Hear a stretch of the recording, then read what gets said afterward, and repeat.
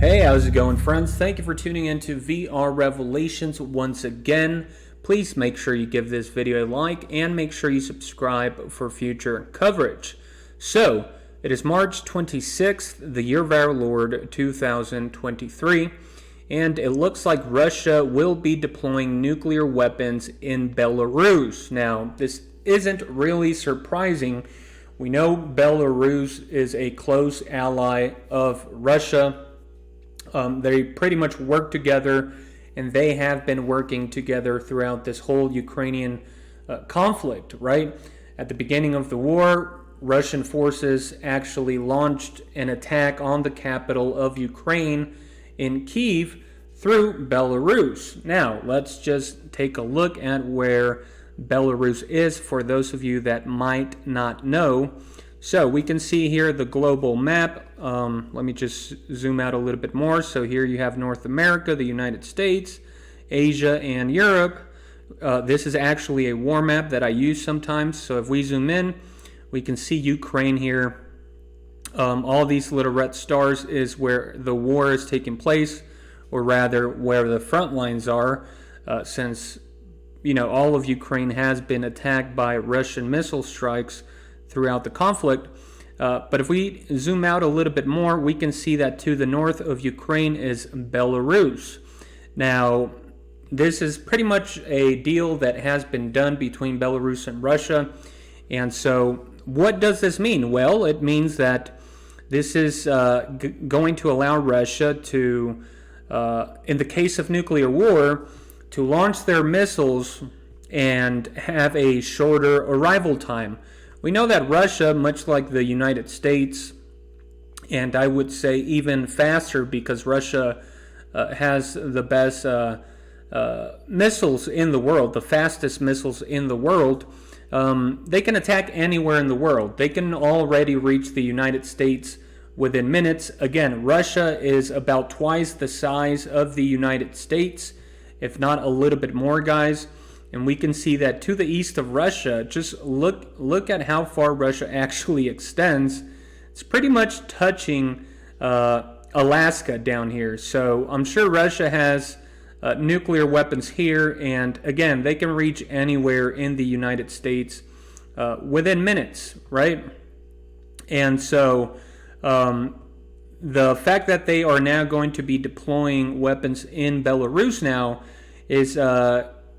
is going to be a warning essentially for the European nations, right? Poland, Lithuania, Latvia, the United Kingdom, all these other nations that are allies essentially to Ukraine and to the United States and part of NATO. But again, they can already attack any of these places effectively, but this is just going to be more threatening to these other nations, since it's going to cut that time, that warning time a lot shorter. And it's especially going to be alarming, of course, for Poland and these other countries around here, especially Poland, since they have taken a very aggressive stance against Russia. Sorry. And so the United States and all of its Western allies and NATO are pretty much losing their minds over this. But again, this is, as Vladimir Putin pointed out, pretty hypocritical, because we're going to see another nation that actually has nuclear weapons in other countries, not just their own. And yeah, you probably guessed it right. It's the United States, who loves to tell other countries, do as I say, not as I do. So we can see here from this graph which countries have nuclear weapons. Now, these are the officially recorded amount of nuclear weapons that each country has, and the countries that do have them. According to the statistics or the official numbers, there are over 12,700 nuclear weapons in the world, mostly held by Russia and the United States. Again, I believe that they're not being completely honest. It's probably a lot more. During the Cold War, there were more than 70,000 nuclear weapons. except they had these disarmament treaties, and so they broke down a lot of them. But I'm pretty sure that they don't actually tell us the real numbers, so this could very well be into the into 20,000 or 30,000. But again, even with this amount here, this official number, it's more than enough to destroy the human race, right? And pretty much the whole surface of the planet.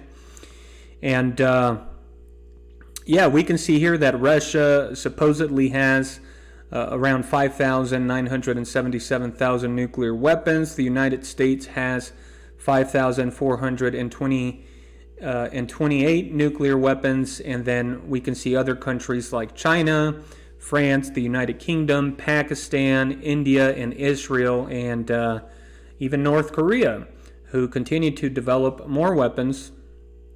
Some of these weapons, there's actual videos out there during the Cold War of how big these bombs got. I actually have made videos on that. But yeah, they're a lot, many hundreds of times bigger than the nuclear bombs dropped on Japan and Nagasaki and Hiroshima. So pretty much these modern countries have the capability of literally destroying an entire city with just one or two nuclear weapons. So you can imagine what a nuclear war would look like between the United States and Russia. Again, we're talking about something biblical here, in my personal opinion, but I won't get into that in this video, guys. But here's the hypocrisy of the United States, right?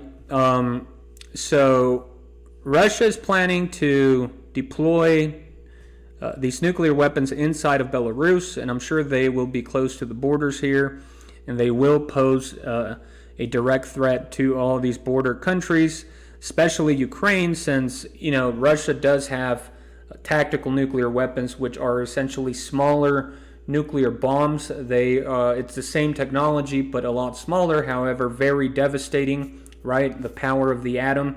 And if they do decide to use these, then they will be able to launch them through Belarus.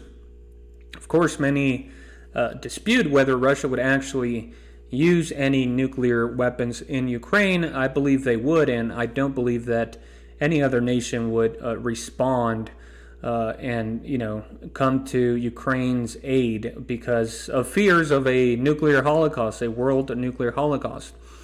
But again, here's the hypocrisy. The only other nation that has nuclear weapons outside of the country is, of course, the United States. And we can see down here 5 nations hosting U.S. nuclear weapons. Turkey, and you can see the number, Turkey has about 50 nuclear weapons under the control of the United States. Now, these countries don't have control over these nuclear weapons. It's actually the U.S. military, U.S. personnel in these countries with control over these bombs. So essentially, that means that those countries are under the control of the United States, right? So Turkey, Italy, Belgium, Germany, and the Netherlands, which again are all over here in Europe, guys. And so what in the world, why is a country that is over here in North America, why do they have nuclear weapons in these other countries in Europe, right? That's because they want control, right? In case of a nuclear war, they want to have the first strike, capability. They want to reach their enemy before the enemy's weapons reach them.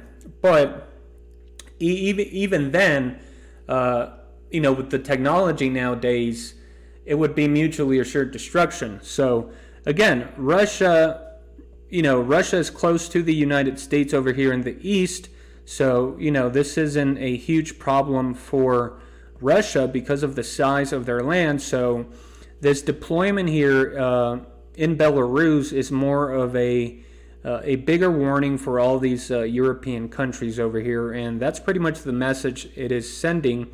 And it's also given, Russia a better position if they were to use tactical nuclear weapons in Ukraine. But now that I've gotten that information out of the way, let's actually take a look at this article from The Hill Again, this is a Western news source. And so let's go ahead and read about this news. Ukraine is requesting an emergency. Now this is very interesting. This is why I chose this article, because Ukraine is requesting an emergency meeting with the United Nations. And, if you recall, Zelensky made some crazy statements at the beginning of the conflict, like that the Western powers should strike Russia and Moscow with nuclear weapons as a warning. So I'm sure this meeting and the requests that Ukraine is going to have are going to be absolutely bananas. I'm pretty sure they're going to suggest the United States and the Western powers to deploy nuclear weapons in Ukraine as a countermeasure, which would probably lead to the use of nuclear weapons in Ukraine, because Russia would never allow that. Again, this is one of the reasons and justifications that Russia says it chose to invade Ukraine, because Ukraine was seeking to join the NATO alliance, and therefore opening the door to the United States to install and deploy nuclear weapons in Ukraine, which would be like Mexico opening its doors to Russia and allowing Russia to deploy nuclear weapons in Mexico. Not one Russian ship would reach Mexico before the United States had complete control of the country. And again, this already happened during the Cuban Missile Crisis. That's exactly what happened. I'm not going to get into the details, but Cuba, then under the rulership of Fidel Castro, became friends with Russia as a sovereign country. And remember, the United States respects every nation's sovereignty. Cuba opened the doors to the Russian military. Russia went into Cuba. They installed nuclear weapons aimed at the U.S., and the United States completely lost it. And according to historians, that was the closest we ever got to nuclear war. And so eventually, and thankfully for us, the Russians decided to pull out of Cuba. But this whole scenario is playing out again, this time on Russia's border. So that's really what all this is about, guys. All the politics and ideology aside, right? So, anyways, Ukraine is requesting an emergency meeting of the United Nations Security Council on Sunday after Russia said it had reached an agreement to station nuclear weapons in Belarus, calling on the U.S. and other world powers to counter the Kremlin's nuclear blackmail. Ukraine expects effective measures to counter the Kremlin's nuclear blackmail by the United Kingdom, China, the U.S., and France in particular. As permanent members of the UN Security Council, Ukraine's foreign ministry said in a statement, "We demand to immediately convene an extraordinary meeting of the UN Security Council for this purpose." What are they going to do? More sanctions? I think it's pretty obvious they're insinuating or implying that the U.S. and the U.K. and these other nuclear superpowers should deploy nuclear weapons in Ukraine, which again, it would lead to the use of nuclear weapons by Russia, or at the very least, a major catastrophic escalation, which, again, the West and the UK are not willing to do. As I've said before, I personally believe that the US or any other Western nuclear superpower or ally of Ukraine is not willing to enter into a nuclear war over Ukraine, even if Russia were to use those weapons inside of the country. It goes on here. The call for an emergency meeting at the UN by Ukraine comes after Russian President Vladimir Putin said on Saturday that his country would station tactical nuclear weapons in Belarus. So there's the key word, guys. Tactical. Remember, these are the smaller nuclear weapons here, which have a devastating effect, but they're not going to destroy the entire cities. However, they will destroy entire platoons and battalions, and yes, even smaller cities. Again, there's tactical nuclear weapons that are bigger than the nukes that were used on Nagasaki and Hiroshima, so some pretty terrifying stuff here. Station tactical nuclear weapons in Belarus, which shares a border with both Russia and Ukraine. Tactical nuclear weapons are made for battlefield use and are not designed for wide-ranging effects like long-range nuclear weapons. They can also be launched anywhere in the world, however. Putin framed the decision as a counter to the U.S. deployment of nuclear weapons in Europe. As I showed you there, the United States has nuclear weapons in Turkey, Italy, Belgium, Germany, and the Netherlands, right? So, as the old saying goes, what's good for the goose is good for the gander. But the move by Putin raised eyebrows as the West fears an intensified assault on Ukraine. While Belarus has not directly been involved in the fighting with its military, instead lending its land border with Ukraine for use to Russia, there have been fears that the country may get involved in the future. Ukraine appealed to Belarus to not become a hostage of the Kremlin. So just like Turkey, Italy, and Belgium, Germany, and the Netherlands are hostage to the United States pretty much. Hypocrisy, guys. Hypocrisy in politics is laughable. Ukraine appeals to Belarusian society to prevent the fulfillment of the criminal purposes regarding the deployment of nuclear weapons on the territory of Belarus, which will further turn this country into a hostage of the Kremlin, the foreign ministry said in the statement. Again, just imagine if it was the United States deploying weapons in Belarus. They would be applauding that, guys. In that case, Belarus wouldn't be a hostage to the U.S., right? National Security Council spokesman John Kirby said on CBS Face the Nation on Sunday that there had been no indication that Putin had made good on the pledge to move nuclear weapons to Belarus or that he planned to use them in the war in Ukraine.